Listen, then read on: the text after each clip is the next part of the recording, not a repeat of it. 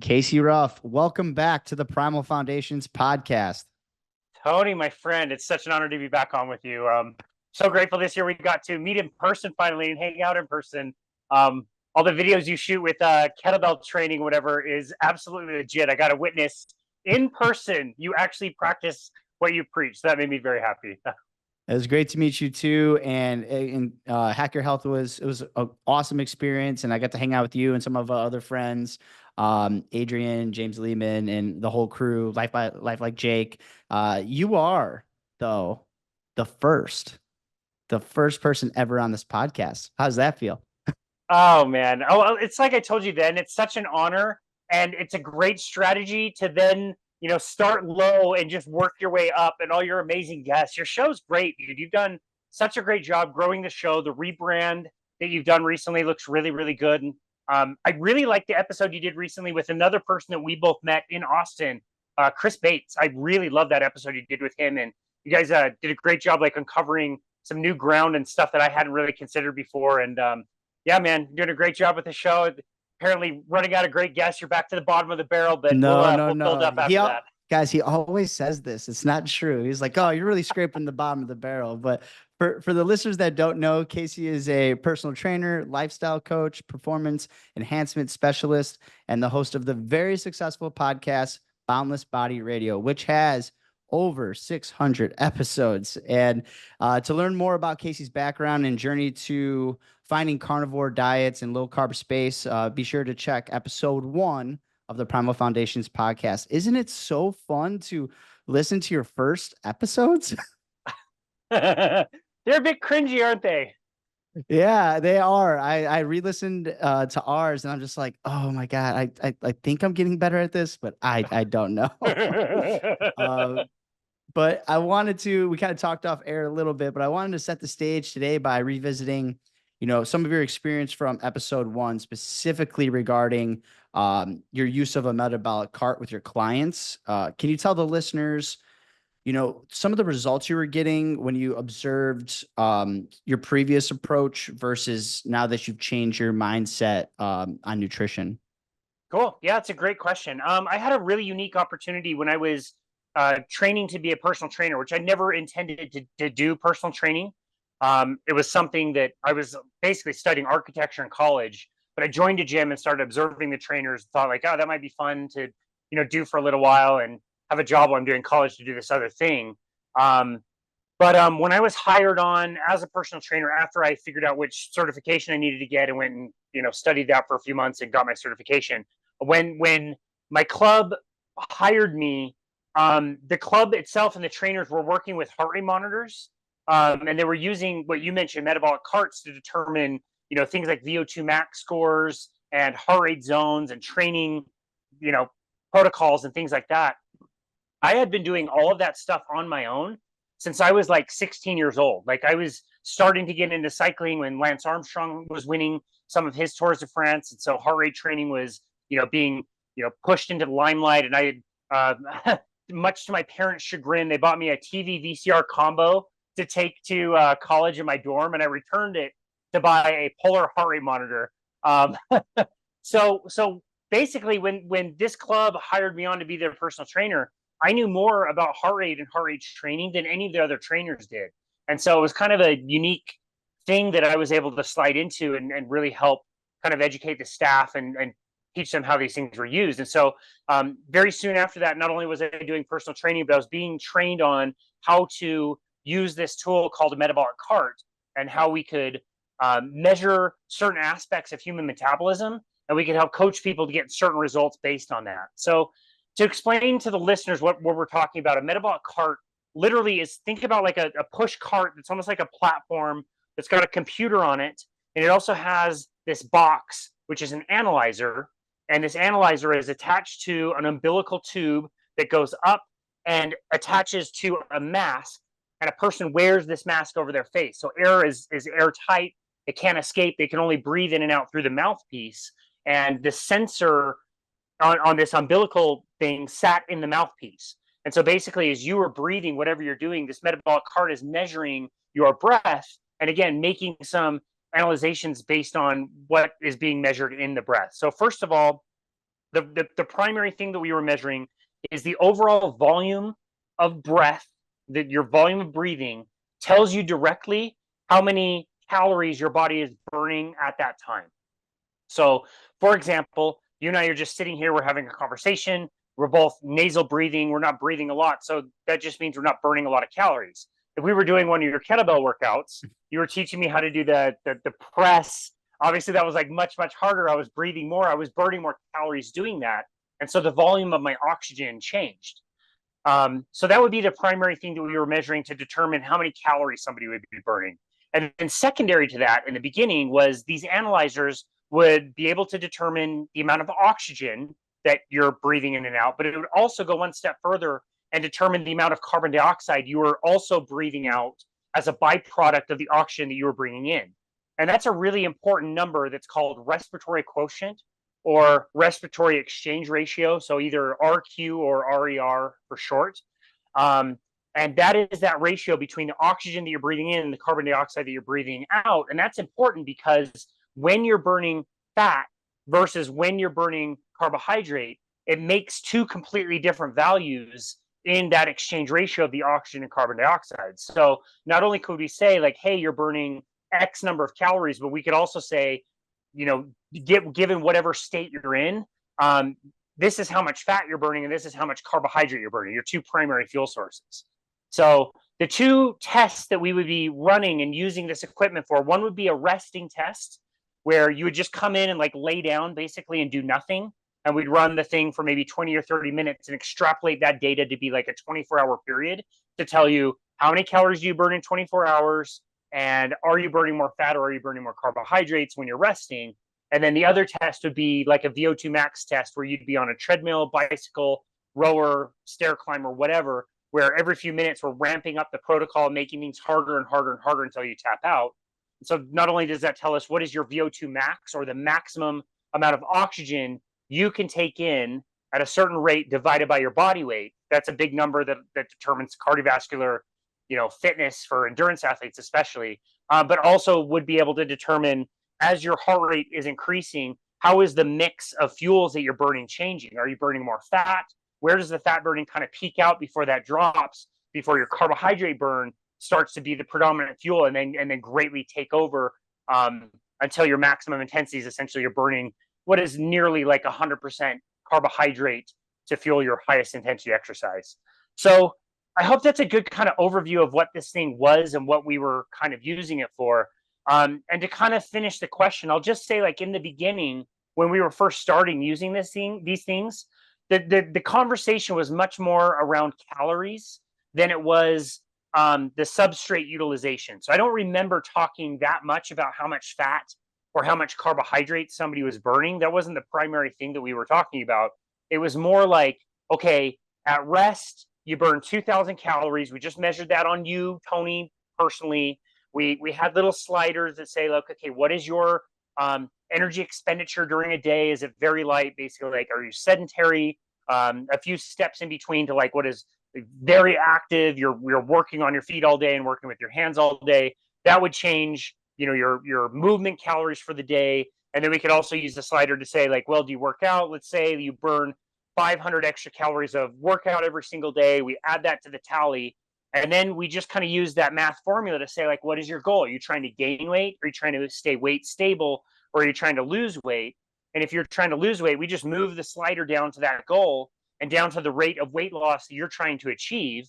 If you said, I'd like to lose weight, we'll say, great, with all your numbers. Let's say at rest, you're burning 2,000 calories. When we factor everything else in, you're burning 3,000 calories.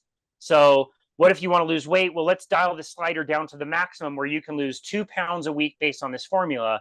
And that may mean that you have to move an additional 500 calories and burn those 500 calories. And let's make sure that you're eating 2,500 calories or 500 calories less. And that delta is 1,000 calories, which if you multiply that 1,000 calories by 7 days or 1 week, you basically get 2 pounds, 7,000 calories. If a pound of fat is 3,500 calories. And so we would just say, like, okay, great. I'm going to send you away. You're going to eat 2,500 calories. You're going to burn 3,500 calories. In 1 week, you'll lose 2 pounds. By the second week, you lose 4 pounds. By the third week, you lose 6 pounds. and on and on. And of course, we just, got in the habit of thinking like, wow, I told this person exactly what to eat and exactly how to exercise. And after 3 or 4 weeks, they're not getting the results we talked about. This person is failing. They're not doing what we set out to do, even though I gave them the perfect formula to do this. I don't know what their problem is, but they're just not very compliant, essentially. That's pretty much all we used it for in the beginning. Yeah, and and again, it's not anybody's fault, right? Like, this is something that has been taught to us. And I mean, when I went to school, we were, okay, if you want to lose weight, you got to get into this calorie deficit, and these are the things that you have to do. The one clip that I clipped from our last podcast, and I put it on my page, was, you're like, we are looking at a mathematical equation to solve a biological problem. Mm. And I love that. I mean, this is setting the stage for, you're getting people that they may have been following exactly what you're doing. They're still not getting the results. So what did you kind of find out was kind of moving the dial a little bit better? So right off the bat, I will say the first things that we were learning were basically that if you over dieted, I mean, you could do this overeating as well, but if you were under eating vastly, you had done lots of different diets, and you paired that with over exercise, at the very least, like, we got in the habit of understanding that you would reduce your metabolic rate. Like, we have a formula that we would use to calculate what I would expect for your metabolism to be based on your age, your height, your weight, and your gender. Anybody can look this up. If you look up BMR or RMR calculator, it will ask you, it's called the Harris-Benedict formula, and it will basically allow you to punch in those variables and maybe a few other more advanced variables if you know them. And basically, it will give you an expected value for how many calories you should be burning at rest.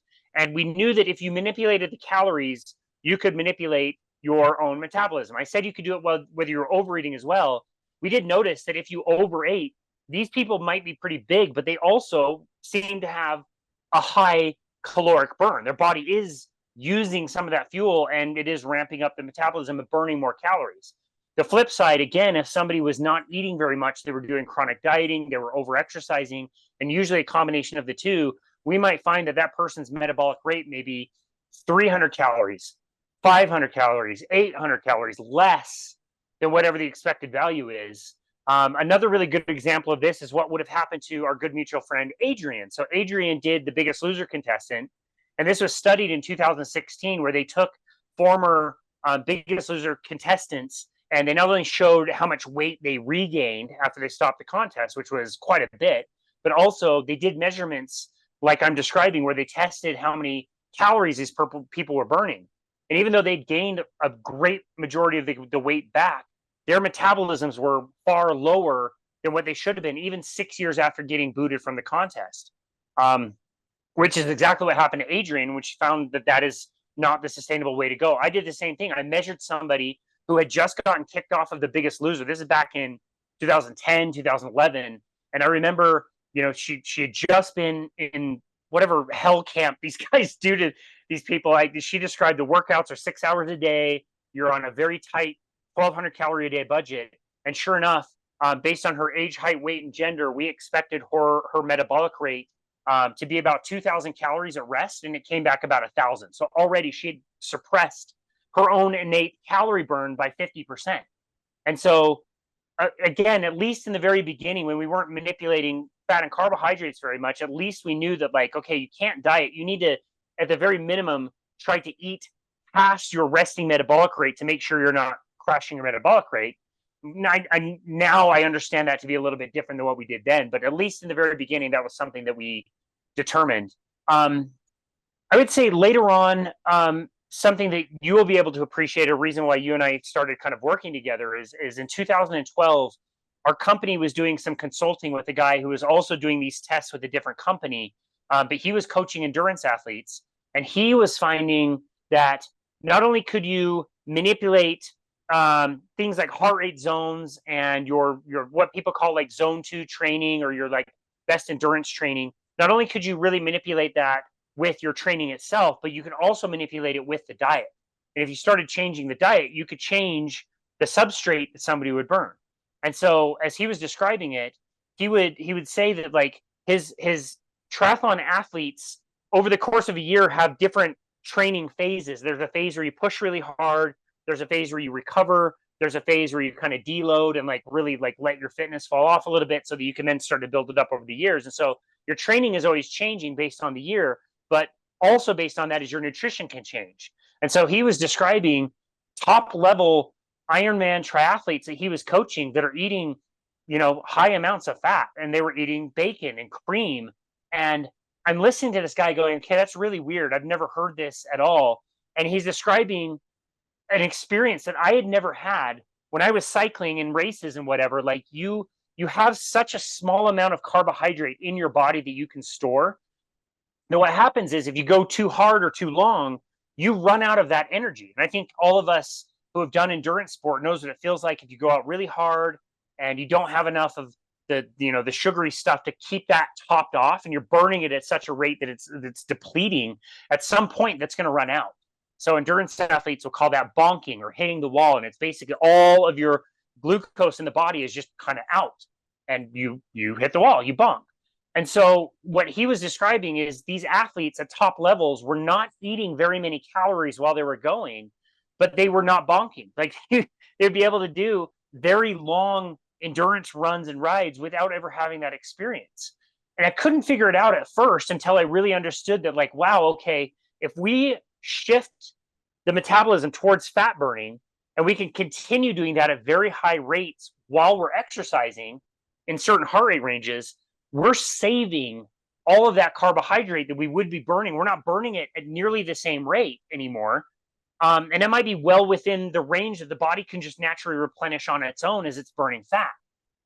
Again, that took me a long time to realize, but that was kind of the first hint that nutrition was a big part of this. And maybe we'd gotten it wrong all those years with like the carbo loading and the pasta the night before and like all the cereals and breads and all the stuff I used to do before rides, and then packing all the bottles filled with sugar and the goo and the gel, all that stuff that we had. Like maybe we got that wrong, and we could change the diet to shift away from burning carbohydrates, which you run out of, to burning fat, which you really don't run out of.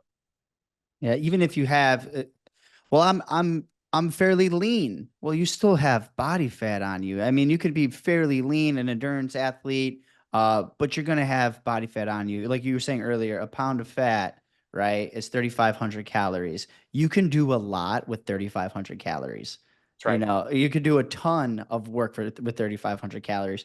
And before we kind of move on to the next thing, you had some clients that with these kind of contests that you were doing something like contests, right? And you were kind of tracking the clients. You, with a group of clients, you lost how, as like a cumulative, there's like a ton of weight you guys all lost, right? Yeah, so that's a great point in a different program that we were running. This gym got into doing weight loss contests because they made tons of money when they did them. And as trainers, we were just expected to sell a bunch of stuff. Like we had numbers and quotas of things that we had to like get to, as far as like people signing up with us, how much money they were going to spend on discounted products and services when people were really motivated for these contests. And so it wasn't really our choice. We just kind of had to do them as being employees. And it was your classic weight loss challenge. Like you're given a big packet of information, lots of shopping lists and recipes, and like people go to the stores and like, people are shopping for like rutabagas and like, milled grains and like all this weird stuff that's on these, then on these shopping lists. I had one of my clients call me crying from the grocery store because she couldn't find arrowroot powder. And I could barely like explain like what the hell that even was to her. It was really successful for the company. They sold a lot of stuff, but for the trainers, it was really miserable because we were giving people a program that we knew would fail. The compliance percentage was about 15%, meaning company-wide, if somebody started the contest, they would have about a 15% chance of even like standing on the scale at the end of the contest, regardless of whether they were successful or not. But again, company made a lot of money, so they started doing them more and more and more frequently, and we just hated them. We didn't like them. And it was one year that I was working with somebody. He was, very much a carbohydrate addicted type person. I recognized that he probably could stand to use a little bit more protein and fat. We did his consultation. He came back to me a few days later and said, like, well, I've lost like 3 pounds. Like, what's this keto stuff? And I remember thinking, like, that's great. I don't know that much about keto, but I know that fat is good for you. We learned that a few years ago. So let me kind of dive in and learn about this. And that's what kind of kicked off this intensity of like learning about low carbohydrate, you know, ketogenic diets and carnivore diets eventually. But it was after that contest finished. You know, the guy won. He lost like 25 pounds. My wife and I were recognized as like the trainers that like helped him, so that was cool. And it was a day kind of like today. It was a hot July day. My wife and I were sitting outside. She worked for the same company at the time, like I said, and we were, you know, bitching about this contest that was going to come up again. We had to get new people, and you know, we weren't looking forward to it. And I just said, like, what if we do something a little bit different? Like this keto thing seemed to work really well for this one guy. Maybe we could just kind of do our own thing. Maybe tell people like, don't use the packet of information that the company's giving you. Let's give you different stuff. Let's give you different plans to follow. Let me find some different meal plans and maybe follow along whatever this like keto stuff is. And so that's what we did. We found some meal plans that were done by a website that I really loved at the time. We got some meal plans that were just generally speaking like low carbohydrate. So we told our people to eat, you know, the pizzas with the low carb crust or the meat crust, or it was taco bowls that people could make without the tortillas, or things that people could throw on the grill in the summertime. Or, you know, we had different meal plans that we would use in the wintertime when people were inside and cooking differently. And we would just send people a new week's worth of meal plans. We would tell people to eat as much as they could of these foods. You know, don't count calories, don't worry about any of that, just eat a lot of this. And then we also decided like, it's not really going to be sustainable if we just give people meal plans. Let's teach people what is going on and why we're giving people kind of the opposite advice of what we told people about whole grains and the value of fiber and vegetables and all this stuff. And so we would do free seminars, and we would just host these seminars, you know, maybe in the beginning and during the contest, and then maybe in the middle, and then maybe in the end, to say like, okay, this is why we're doing this. Here's things to look out for. As we're done with the contest, what are you going to do in the long term to really kind of help people through that process? And one advantage that we had is we already had a fairly nice body fat scale that we were using with people. So I just decided like, okay, we've got this resource. Let's use this to track our people. Let's see what kind of results they can get. This is not like a randomized controlled trial. This is just like, this is the weight and body fat percentage of these people who did this contest. When they finished, this was their weight and body fat percentage. How did that change? What did that look like? And we did that for each of the contests that we did. It was an additional like 6 contests that we ran that way before the pandemic happened and kind of shut that all down, obviously. But as we were tracking, I thought the compliance might be better. I thought that people might lose fat better by doing this. And I was pretty astounded by the results. If I'm getting the numbers right, we had in those 6 groups of people, I believe we had something like 180 total people, and there was like 120 of those people that finished the contest. So the compliance percentage already was up in like the 60% range. The weight that was lost during these contests when we were tracking was 732 pounds. And based on this body fat scale, the fat that was lost was 720 pounds. So 732 total pounds, 720 pounds of fat. I knew that this way of thinking, like I said, I thought it might be better for fat loss, but I had no idea it would be that effective for really, truly like fat loss, like preserving lean mass, or not just like, oh, we lost tons of water. Like, no, people were really losing fat this way. And again, it's not a randomized controlled trial, but you had men, you had women, some were young, some were old, some lifted weights, some ran, some did yoga, some wanted to gain weight. Like, it was all across the board. And just to see like the change in body composition was, I thought, astounding. It was really great. And to be done with just some really simple meal plans that people generally like really liked, the job satisfaction, man, it would just make, it was so much more fun to do these contests that initially didn't work, and now it was working great for everybody. And people that signed up with us felt like they were these little savages doing this like kind of different program that nobody knew about and the company had never found out about. But yeah, that was how that worked. And yeah, really amazing results we got with that. And that's why I wanted to bring it up, because the retention rate you guys had of people, keeping people into the contest, knew that they were having, like, if you're having fun doing something and you enjoy it, like, you're going to stay. And plus, if it was like if they, you know, if you compared your old results to this new way of, or new approach, and it was like a 2, 3, 4% difference, you'd probably be like, I could go either way. Depends on the Yeah. person. But this is such a dramatic jump in the other direction. It's like, wow, like, this takes you into where, yeah, you're right. It's not a controlled study, but the numbers aren't lying. The numbers Right. aren't lying. Yep. It's super cool. And you get onto, and this is the next thing kind of I want to talk about is kind of now you've got all this information, you had this data, you had people enjoy the diet, people exercising, people having fun and feeling good. So when people want to get into a low carb diet or carnivore diet, how do you usually start them off? Because I feel, once it's getting popular, it's getting more popular, carnivore, keto, all that stuff. Once they're like, okay, I'm going to take this first step, how do you direct them to kind of where to go? Is it like you were saying, like, we're just going to give you like, here's some examples of some meals, educate them? Great question. And the podcast host in me is going to ask you the same question. So you get ready, dude. You Want to got know it. how you coach your people. Yeah, for sure. And I do just one last comment on the weight loss contest. Sure. You're right. Like the numbers were great. The also like astounding thing was like the numbers were great and my energy's way better and I don't take naps and my kids' behavior all of a sudden is like way better and my joints all of a sudden feel better. Like there was all these other stories that you'd hear of like the weight loss was great. It was awesome, but it was almost like these other things are even like way better. Like my husband started doing this because I'm doing this and he just lost 15 pounds. And like all the other stories you heard were so awesome. And yeah, we have a tendency to want lots of people to do that and people have questions on where they should get started. And so I think the easiest place to start is a little bit unexpected for most people where they think you and I are here to take things away from people. And that's normally what people are used to as far as dieting. If they've worked with a trainer before, it's like, okay, you can't have soda anymore. You can't have sandwiches anymore. You can't do all these things.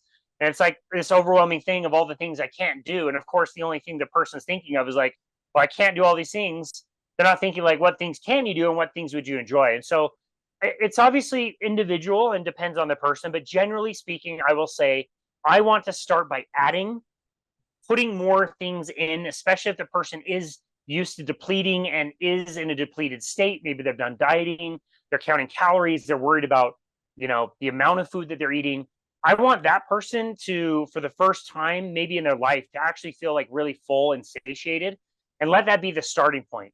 So I almost always will try to encourage somebody to increase the amount of animal products that include proteins and fats, add that in, and do not try to restrict it whatsoever. Don't be, worried if you're eating, a triple cheeseburger and you think that might be too much, or you're eating 8 eggs where you're only eating 2 eggs before. Like, I want people to just kind of embrace the fact that this food is really, really good and nourishing for you, and go for it. Like when you get it, go to town, have a lot of it. Don't worry about the quantity. Once that starts to happen and people give themselves that permission, you just kind of easily start to see the hunger kind of just like easily drop out. And it's not like these people have to have a tremendous amount of willpower, but eventually they just stop snacking. They're not that hungry, so they don't snack, and that is really easy. Or maybe they wake up and like they kind of forgot that they didn't eat breakfast, and it's like, yeah, like we didn't tell you to not eat breakfast, but if you weren't that hungry, and it's way more convenient. Like you and I were talking about offline, like if you're not that hungry and you're fasting and eating in this way, like it's way convenient. You just fast. That's the easiest thing you can do. Don't eat. It's great. You're not going to die. Like you'll be fine. And so that's where I like to start with people. It's challenging for me not to like jump on people in the beginning when they're saying like, oh, I'm eating lots of spinach smoothies and salads, and I'm eating like big bags of almonds from Costco. Like the carnivore coach in me wants to like get in there and be like, oxalates and nuts and seeds, too many. They've got all these anti-nutrients. And like, I need to bring myself back and just remember like where our starting point is for most people has to be much more achievable. And it's so much harder to build rapport with somebody when I already feel like I've got a second head growing out of my shoulders when I'm telling somebody about oxalates, when they're not quite ready to hear that. So I have to bring myself back and remember to try to start with the animal products and just adding more of that in. Like I said, I'm not very good at that, and I jump in too many times when I could help people with easier information. But that's kind of what I do. I'd love to hear your approach, though. What do you Yeah. do? I'm going to tell you what I do, but I want to get to that comment of, that's like, I look at what you just said. I talked about like, I want to jump in and I want to do, and I want to like say no to this, or I want to change this. That's like coaching strength training to me. Like if you're teaching a So deadlift, good. right?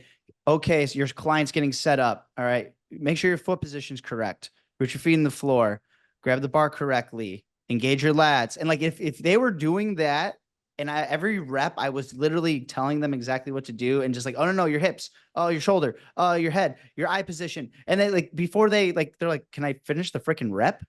You know what I mean? So I agree with you. I think that's a thing that's why coaches like that's why there's a premium for coaches, because you got to know as the person that's their client, when to give information and when to kind of like hold off. I think like over coaching is an issue. It's just too much, like you were saying. But I agree 100%. I feel like not restricting them at the beginning, and that's a tough hurdle for a lot of people to get over. That is a big hurdle because they've done the Weight Watchers, they've done the Hollywood diet, the smoothie cleanse.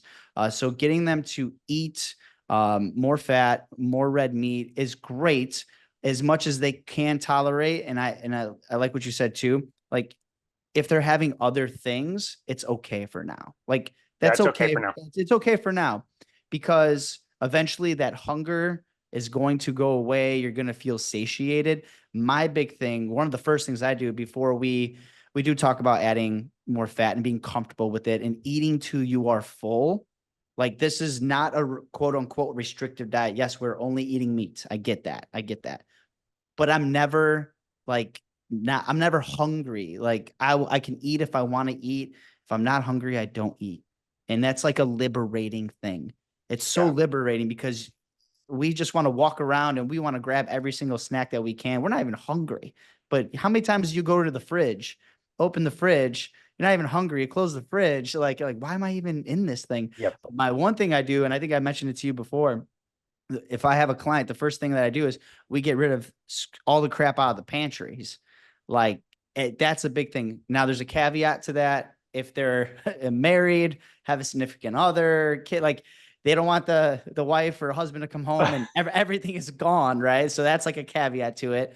But getting rid of if they, they're in this, they want to really work on it. I tell them, take their computer, take your phone, let's go through your cabinets right now.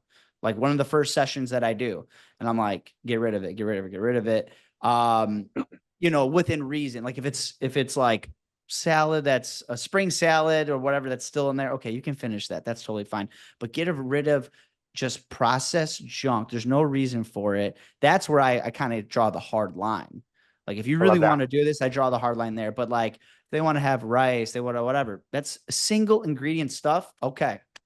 Yeah. That's all good for now. And eventually go there. And there is also some differences too of people that just want to lose 20 pounds. And there is somebody that's trying to heal an autoimmune issue. Right. Good And point. so we gotta, people that are a severe eczema, right? Crohn's, whatever. I think those are also where you got to say, hey, like, we're going to have to eliminate and then slowly bring back in. So you're going to have to get a little strict. So it is, you mentioned it earlier, it's dependent upon the person. Now you get people on, and like I've done this too, where they get onto the diet and they feel good at first and they kind of hit some of the lulls. How do you coach people through some of the lulls? It's like my favorite question, man. It's one of my favorite things to diagnose when somebody's switching from, presumably a standard American diet, or they're just, maybe they've done paleo has been a little bit more popular in the last decade or so, and now they want to push towards a low carbohydrate diet. It's great because in the beginning, pretty much anything will work. Like, if you're replacing sodas with, the stevia drinks or what other people are using, that's a step. That's a good step in the right direction. If somebody is using keto bread versus regular bread, hey, that's a step. It's not my favorite, but that's a good step in the right direction. Maybe people are changing the way they're doing their desserts and that kind of thing, and that's good.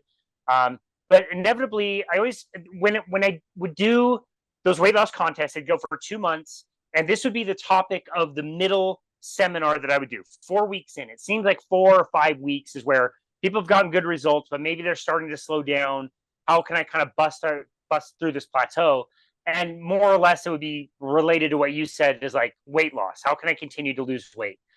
And this is where I would start to kind of realize that, like, the things that got you here may or may not be the things that get you past this point.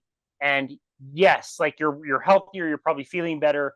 You may decide this is where you want to get to and you want to stop, or you may decide you want to push past this and go a little further. I do think if you want to push past that hump and get a little further, it is going to require a new level of um, I guess I'll say strictness. You have to do something a little bit more to get more of the results. So really common things that I would be diagnosing.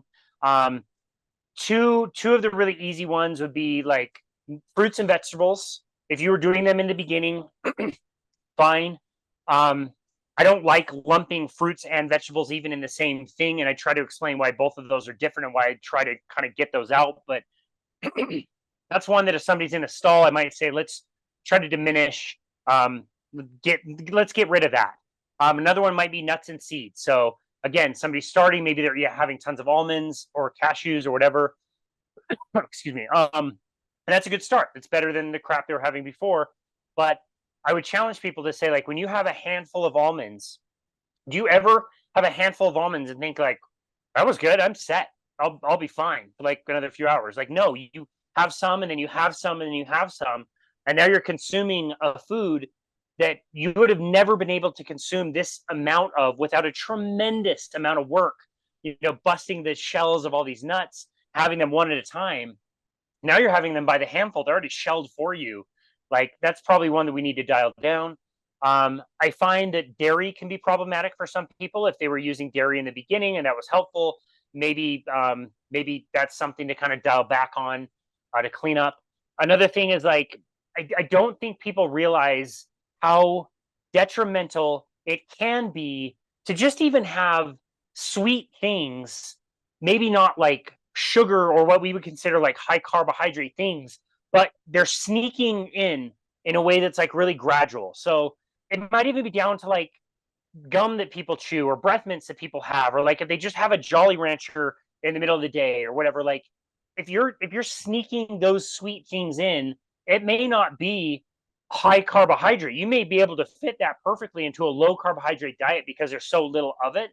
But I wonder whether even a low amount of something really sweet is triggering your insulin hormones in particular and telling your body that sweet things are incoming, and to be in more of a fat storage mode that's kind of hindering somebody's fat loss in particular. So that to me is something that can be really, really sneaky. I'm not going to say, like, again, that like fruit made people obese and you should avoid that, but it's understanding that fruit is a lot different now than it used to be in the past. You can eat whatever fruit you want 365 days out of the year, regardless of where you are on the planet.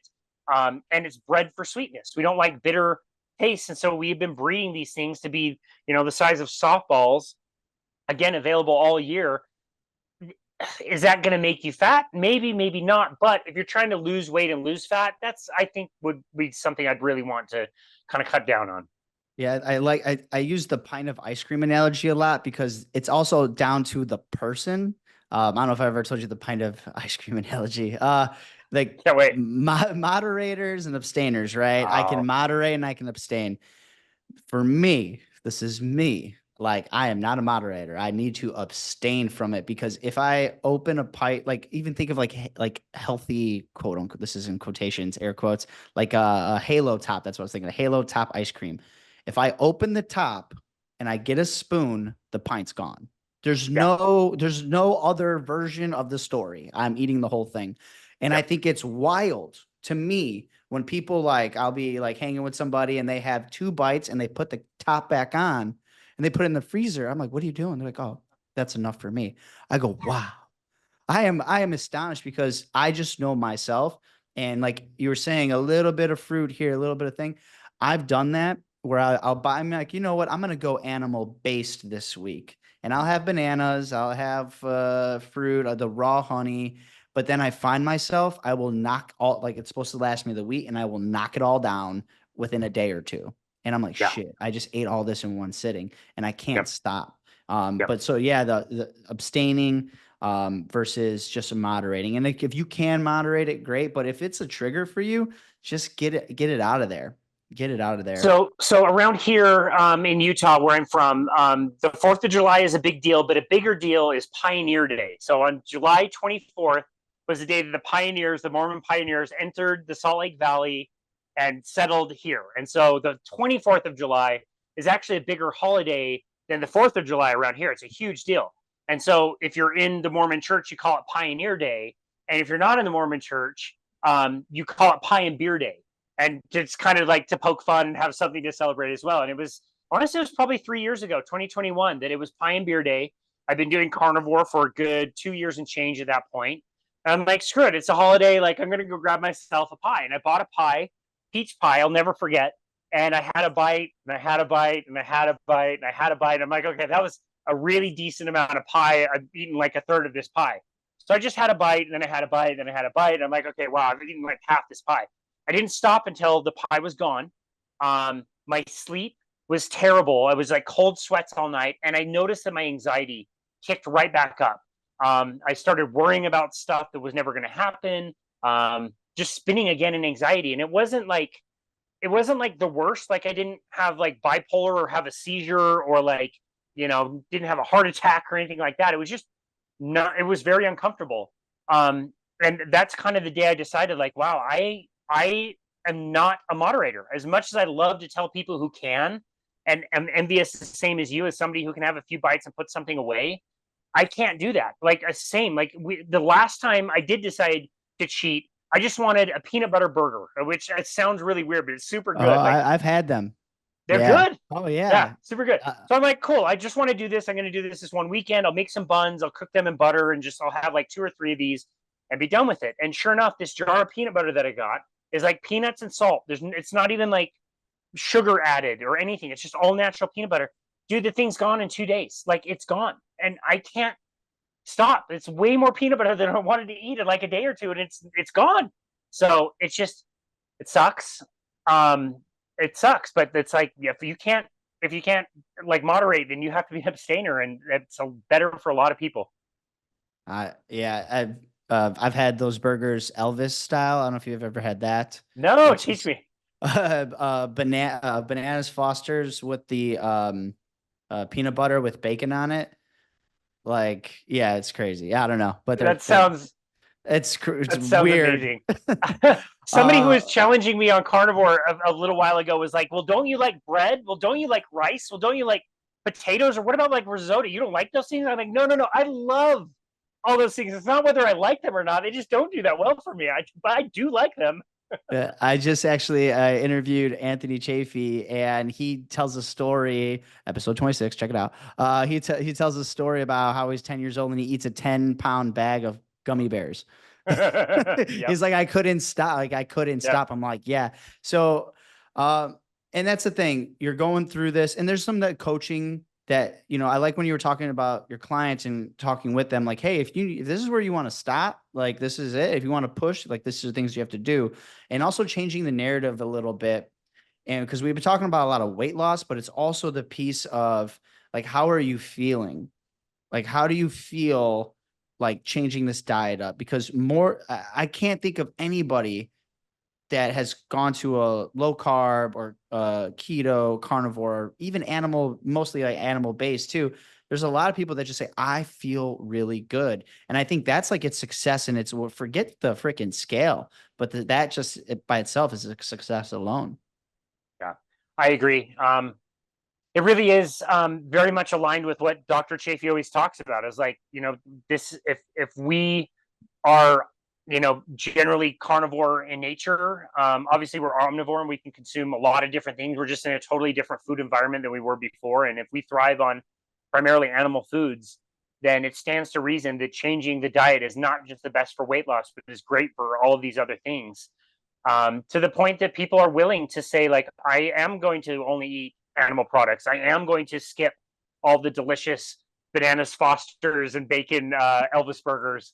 As delicious as they sound, it comes to this point of like, is it worth me sacrificing my mental clarity and my energy and like I'm 40 years old and I can skate down, 20-year-olds at the ice rink, and I feel great. Like I feel better than I did 10 years ago, and I still can cycle really fast and have good energy for all my clients. So recently we spent some time with family, and they don't eat the same way that we do. And I see the parents, with all these toddlers around. The toddlers are not eating very well, and the parents are also not eating that great. And I just they look tired. You know what I mean? Like they of course you're going to be tired. You've got kids and other circumstances, but like, man, it would be really hard to be a parent and be fully present and not lose your temper, or have energy when the kids need attention all the time. You know what I mean? Like I would have a hard time wondering how would I be a parent the way that I would want to parent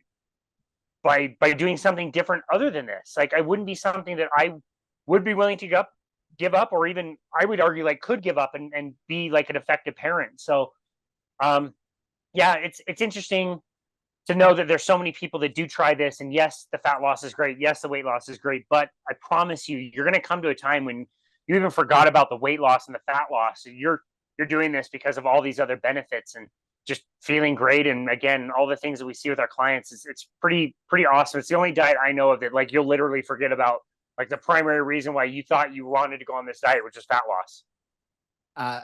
To your point, I'm 35 now. I feel better and stronger and more mental clarity. I'm more productive than like when I was in my 20s. It's not even a question. Like the fact that I don't know how many freaking episodes a week that you do. It's ridiculous how many podcasts you have, but just like the productivity that you have, and you got to be on, right, all the time. There's something to the diet, and the fat loss is great, but the feeling is good too. And I want to kind of segue to kind of an opposite end. And I have like my own thoughts on this too. Like when people go to carnivore, and is there a limit to how much like meat and fat that you can have? Will that have some adverse effects? Have you had any clients that had experience? That's a great question. I love that. I'm going to paraphrase something that really stood out to me in Nina Teichel's work in her book, The Big Fat Surprise, where I'm going to goof this up again. I'm just paraphrasing, but she was talking about somebody who, I want to say it was over a century ago, was using at the time low carbohydrate diets to help people with weight loss and fat loss. And basically they understood back then, even around like the turn of the 19th or the 20th century, that like, if you wanted to get fat, you would eat, bread and pasta and rice and that kind of thing. If you eliminated that stuff, you could lose weight. And they were saying that like there must be an upper limit of meat and fat that we can give people where they're not seeing more benefit, or something is going wrong and they're having problems. There must be some type of a limit to where that is, but we can't find it. We don't know where that is. And so practically, to answer the question, is there? Maybe. But practically speaking, I have never seen it. I think it would be extremely challenging to even try to get to, because the food that you're consuming, especially once you're kind of, really aligned with a carnivore diet, and especially like if you're more habituated to more like red meat, ruminant meat. In the beginning, I noticed a lot of people, especially women, just like the chicken and fish and that kind of thing, but their taste buds change and they like more of the red meat.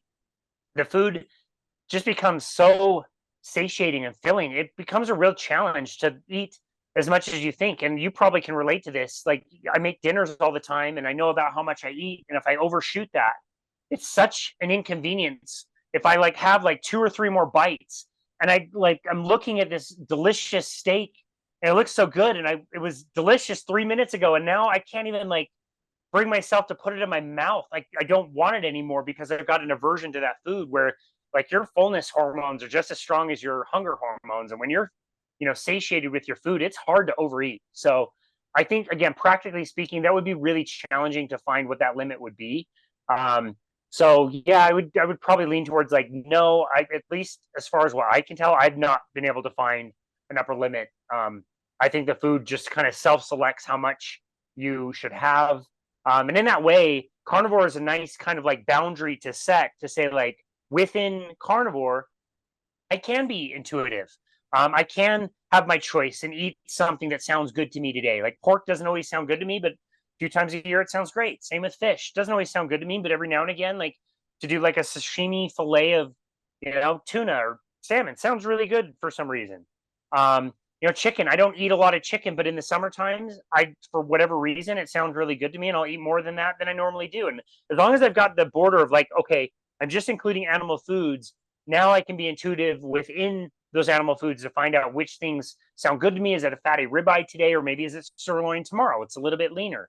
So, yeah, as far as a limit, I haven't really found one. Have you? Kind of, actually. So Okay.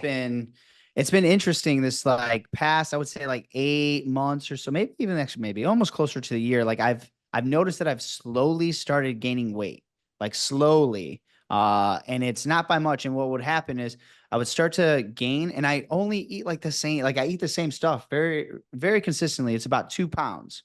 And I've been doing that for a while. My activity level hasn't really changed very much.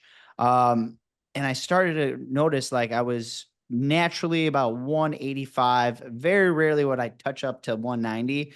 And then now that like over, I don't know, maybe 4 months ago, I had to step on the scale. I barely even look at the scale, to be honest. And I stepped on the scale. I was like, oh, I'm on like 196.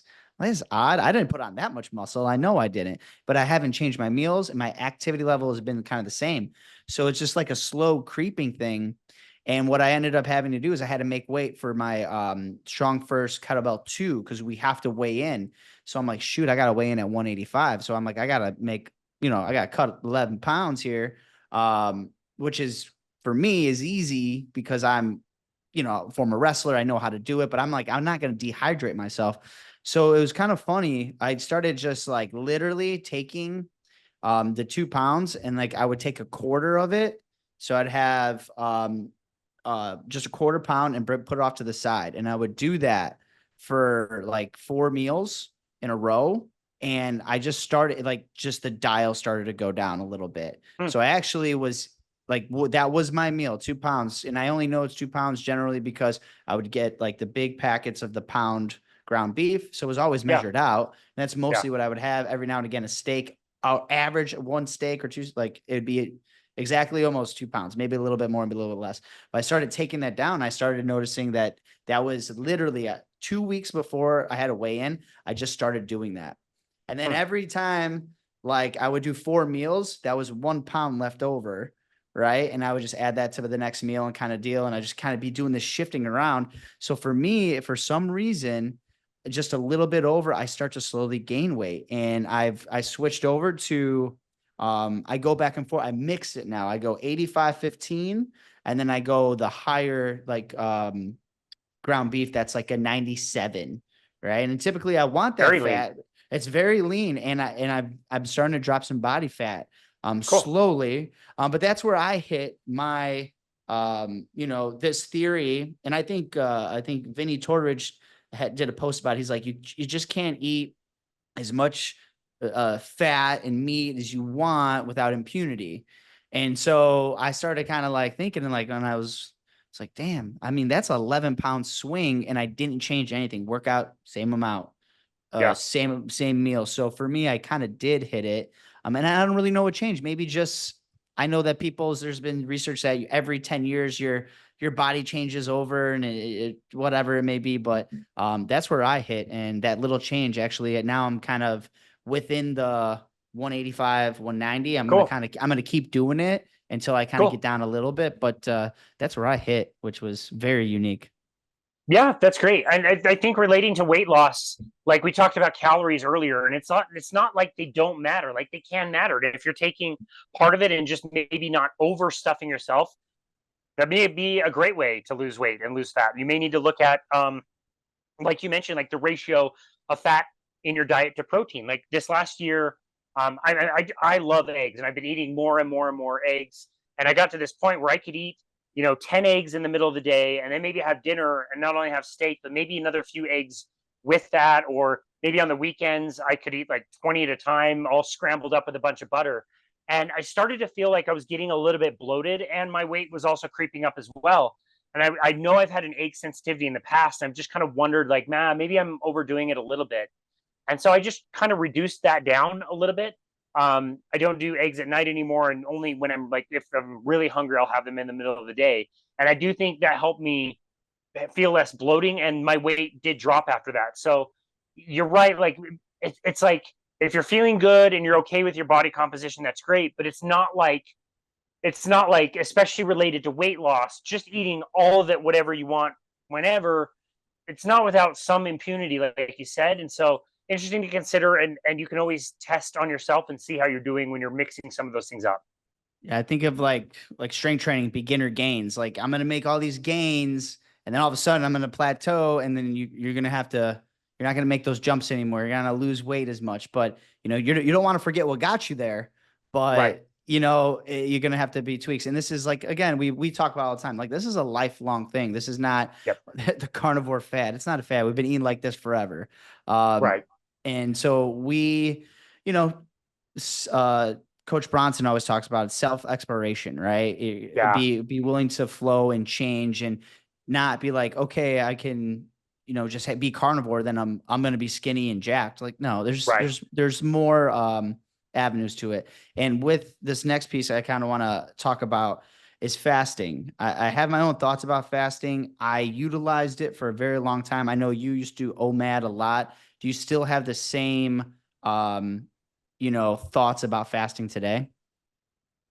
Another really good question. So I find that in the beginning, when I'm talking about fasting, I need to be very, very clear about what we're even talking about.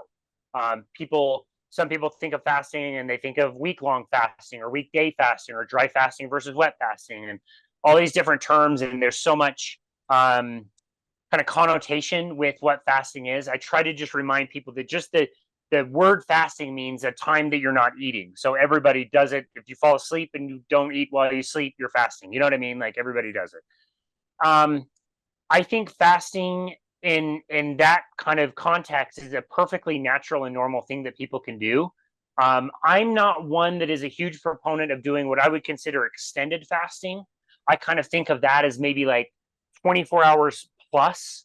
Um, I think it is helpful for people, and some people can leverage it and do really well with it. You just have to know what you're doing, and need to know how to balance your electrolytes and how to come off of a fast. And it's just a little bit more, not only maybe more challenging, but a little bit more to consider. So I don't like people doing long fasts without working with an expert, somebody that can help them make sure they're doing that in a healthful way. That said, I have seen people get amazing results and like literally lose a pound plus per day of fat, and then come in on a 5-day fast and like PR their deadlifts. Like, you know what I mean? Like your strength goes through the roof, and like your mental clarity is great. So I have seen it work for a lot of people. It's just not something that I mess with a lot. I will tell most people that like anything within 24 hours seems to be just fine for most people. Especially if a weight loss goal, like you have fat that you store, you can burn it in a fasted state. The body seems to regulate itself really, really well. I've also noticed that like when people say that, oh, fasting requires gluconeogenesis and that's going to burn up your muscle tissue, like that's in the context of somebody who's burning a lot of carbohydrate. When somebody's burning fat, they don't need a lot of sugar. They need a little bit of sugar inside their body. And so the need for gluconeogenesis is far, far, far lower. So I test people who do fasting all the time, and I never see them lose muscle tissue. They can maintain or even gain muscle tissue in that state. Um, and so I don't think it's a terrible thing for people to sit down and think about their day and think about, when they're the busiest and when they're not busy, and when it might be a good idea to kind of maybe like kick the can down the road for their first meal of the day, or when they could end their last meal of the day a little bit sooner. I think there's by and large a lot of benefit to that. It's not something, again, I promote with everybody, and I would like most people to get into that in a very natural way, where like I didn't tell them to fast, but they missed breakfast, and now like the hunger at lunch kind of went and it came and went, and like they're no longer hungry, and now they're back to work and busy, and like, okay, I mean, should I eat? I didn't feel that hungry, or was only hungry for like 15-20 minutes. What should I do? And it's like, no, in that state you can definitely just push past it. And fasting is a great tool that you can use in that sense where you're not eating all the time. So again, within reason, I I think you can relate to this as well. There was a time in my life where I was doing OMAD religiously, and I did it for over a year, probably closer to 2 years, where I was eating the same thing. I was eating at the same time. I'd fast for 23 hours and then repeat, and I would do that all the time. And I did get to a place where I noticed myself, the kind of symptoms of a metabolic kind of slowdown. A really easy thing that people can understand is temperature. Like if you start to feel cold in your hands and feet, that's a good sign your body is reducing its own innate metabolic rate. And you might be overdoing it on the fasting. You might be benefited to adding a second meal here or there. So yeah, I don't have any hard fast rules on it where I am at this point. Like I'll typically have eggs prepared and ready to go, like hard boiled eggs. And if it makes sense that day, if I feel hungry, if I am not busy, sure, I'll throw, anywhere from 5 to 10 eggs down the hatch, and then that will be my first meal, and I'll have the second meal, later on. But it's so many times during the day where I do get busy, and it's like I'm just not going to get to it. It's more convenient for me not to, and I just won't.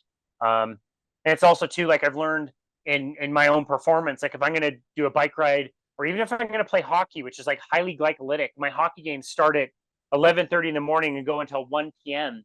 I find that when I eat before a hockey game, even if it's just something like eggs, I feel kind of sluggish. I don't feel that great. I don't skate that fast. And so I am way better in a fasted state, even that late in the day, playing an hour and a half, pretty quick pace, quick tempo ice hockey where you're pretty much maximum intensity and then resting and maximum intensity and resting. I do better fasted with that without anything. So that's kind of the way I like to think of it. I definitely think it's a better tool for people that want to burn fat and lose weight.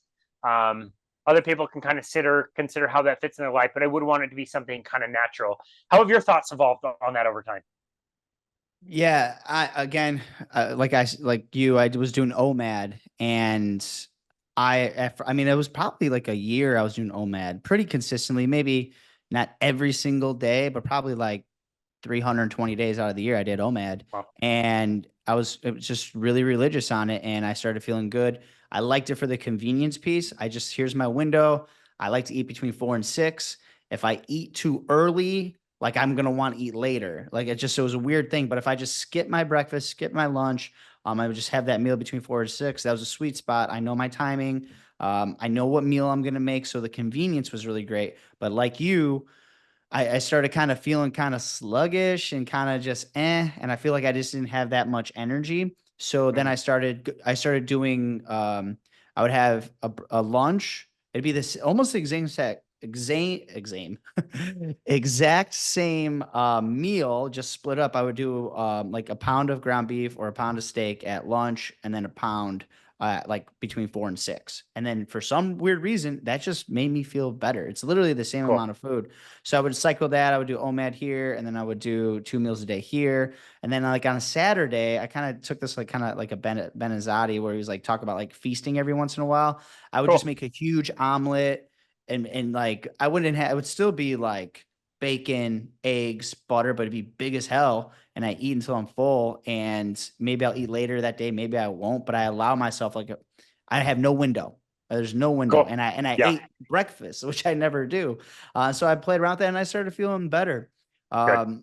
My thing that I tell people, I say this on almost every podcast, like fasting is a superpower. I think people should do it. It's not you can go without a meal. Like you'll be fine. Go try a 24-hour, or work your way up to a 24-hour. But if you get in situations where there's really bad food, that office party, that family party, whatever, you can navigate through that and not be like, okay, I've done this before. It's been my dinner time and I didn't eat. So if you can tackle that, and be that abstainer, your life is going to go a lot easier, because if you never tried fasting and then you go into those environments, it's more than likely you're going to cave. And that's what stinks. And like you said, fasting is a tool. Like you got to have the right tool for the right job. That's You right. gotta hang a picture. You don't use a jackhammer. So Good point. but I want to end the podcast with a couple things for people that are either on this journey, or looking to get into this journey of carnivore, keto, a primal diet, whatever it may be. What's 3 different books that you can recommend them? That's a great question, dude. I love that. Oh boy, I three definitely, different books that I could recommend. That was I good. know one for sure out of my head, but I want to see if you say it. I'm gonna say The Big Fat Surprise right off the bat. I don't think you have to be interested in nutrition. I think it's a really interesting story, and a really thrilling story. It's a book that I've read several times that I really love and appreciate. That would be one for sure. Hard to narrow some down. I've got to like look. I think a second one I would probably recommend is Why We Get Sick by Dr. Ben Bickman. Um, I didn't I didn't think it was the most like groundbreaking book, but it's by and large, as I talk to people out in the community, that's the one that seems to be the one that connected the most with people that were just learning some of this stuff about insulin and insulin resistance and why they're treating, diabetes and dementia and PCOS and all of these different things that all seem separate. His book does such a great job of showing that all these different things are one single thing. And I think he presents that really, really well. So that would be a second one. I would probably have to give Dr. Baker some credit for his book, which again, if somebody's getting started, is his book The Carnivore Diet? I can't Carnivore remember. diet. Yep. Carnivore Diet. It's in his kind of light and easy to understand style that people can appreciate. And as much as I love and respect Paul Saladino, and I've got the Carnivore Code behind me, and I use that as a reference for lots of different things, I don't have many people that I can give that to that would like really appreciate how in depth that gets into certain things. So Sean Baker's book keeps things a lot more simple. Those would be the three that I would probably be the most prone to recommend in the beginning. Um, Dr. Bill Schindler's book is amazing. Any of Gary Taub's books, including The Case for Keto, are really, really great. I'll recommend that one. There's others if people are looking for a particular like niche, like The Vegetarian Myth is great, or um, Jane Reese Buxton writing The Great Plant-Based Con was wonderful, and goes in real depth. And I love those books. But if you're asking recommendations, it would probably be those three. Nice.